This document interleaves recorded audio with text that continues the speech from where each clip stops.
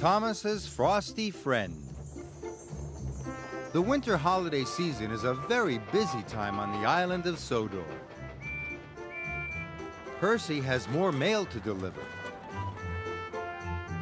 Gordon has more visitors aboard his express.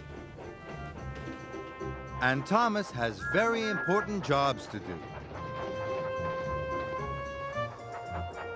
One morning, Thomas had to go to Brendam Docks. I must pick up the logs for Farmer McCole, he puffed. Percy was waiting at the signal when Thomas arrived. He was very excited. "Look what's over there, Thomas," peeped Percy. Thomas looked. It was a big snowman. The children were excited too. "I've never seen such a big snowman," chuffed Percy. "Neither have I," tooted Thomas happily. The signal changed to green, and Thomas steamed away.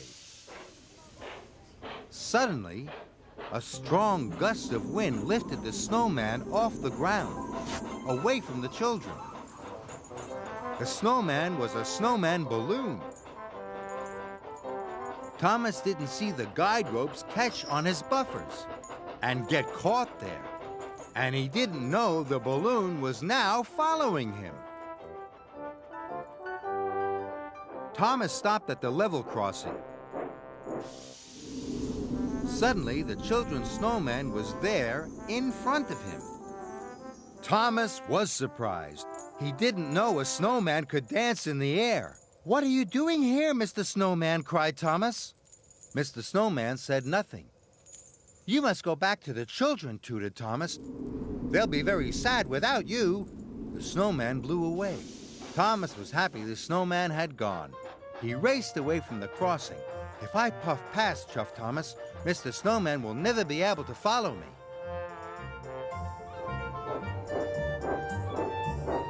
Thomas arrived at Brendam Docks.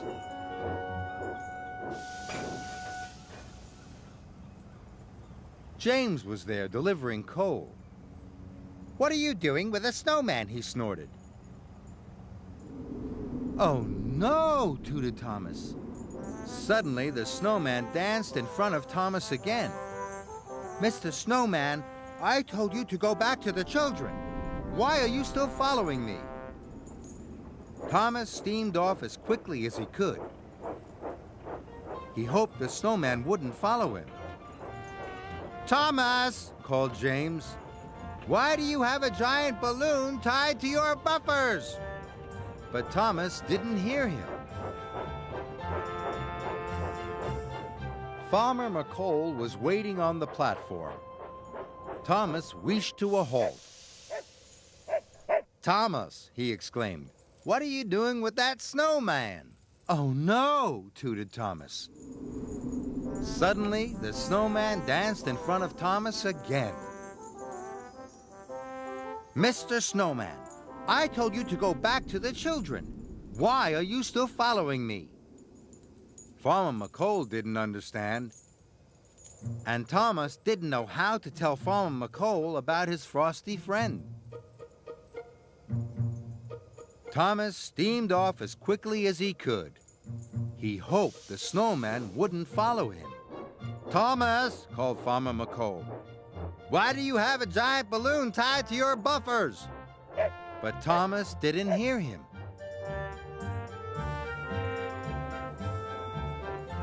Thomas had to stop at the signal at Maithwaite Station.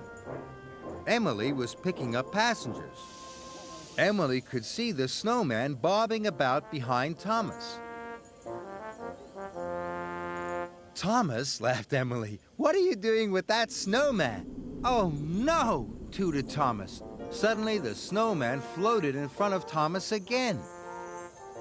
"Mr. Snowman, I told you to go back to the children," cried Thomas. "Why are you still following me?" Thomas steamed off as quickly as he could. He hoped that the snowman wouldn't follow him.